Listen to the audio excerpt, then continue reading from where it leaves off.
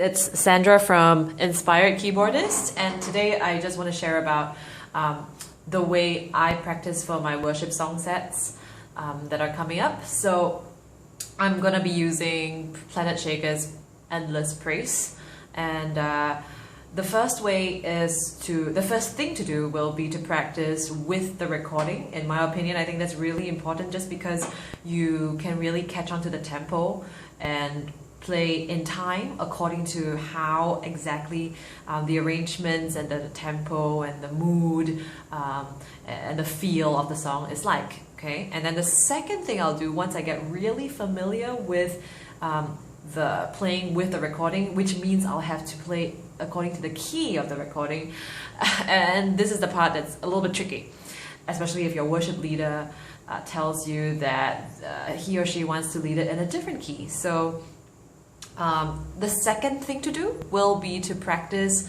in the key that the worship leader wants you to play in. So the first time when you play with the recording, it's really like a time for you to memorize the way the song goes as well. So once you've memorized it, the second time when you play in the right key, the key that the worship leader requested for, that's when you want to try to remember to put in all the stuff, because that's going to be the key that you use, and try to keep it as similar as possible.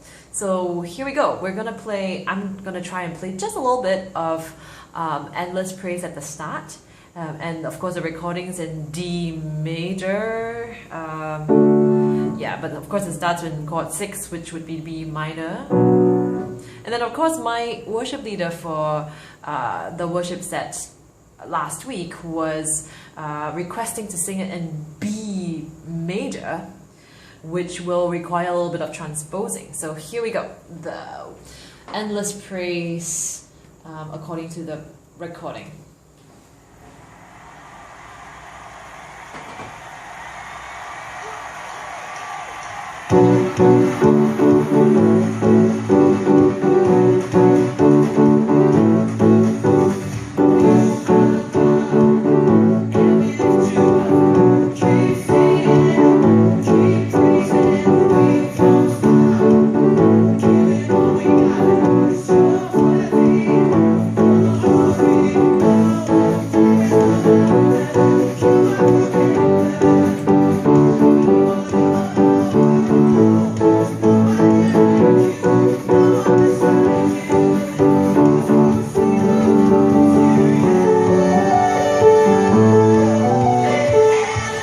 So that's just a little bit of the original recording, and I don't want to like bore us to death with the entire song, which is quite long.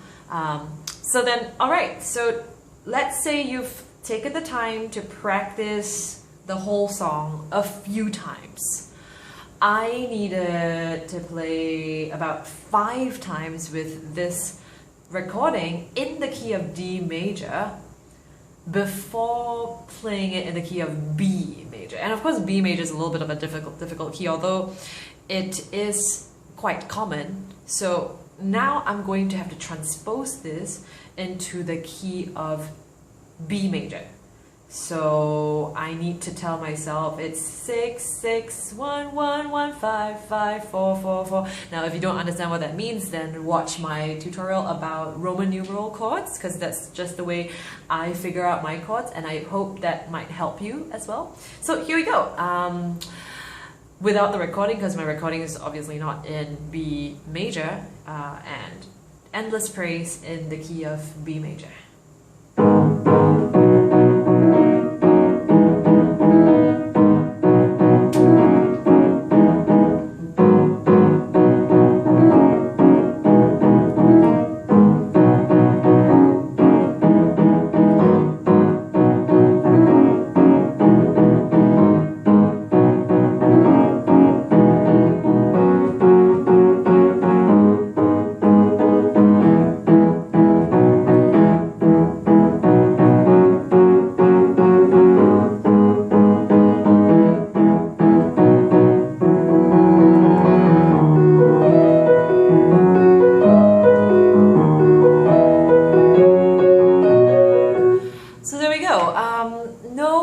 did not take me 3 seconds to figure this whole thing out. I didn't record my whole process of literally sitting there for 30 minutes practicing this, but yes, that's the process. You gotta, when you're home practicing, it's this empty. There's no drummer, there's nothing to keep the time for you. You need to count it in your head.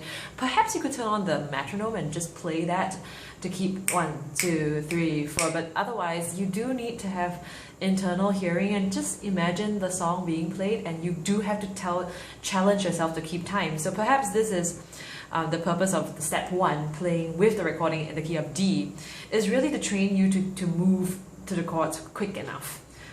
Especially there are quite a few tricky bits. Like I found this very tricky when I had like, right, there's quite a bit of black keys going on here. So I had to figure out like which fingerings to use. How do I want to do this? Do I want to use this or this B or this B or the other B there? So I had to really figure out how to do it. And then, of course, that's the 2 ways to practice. First with the recording, semi-memorizing, and then second time in the key requested by the worship leader. Hope this helps. Thanks so much for watching.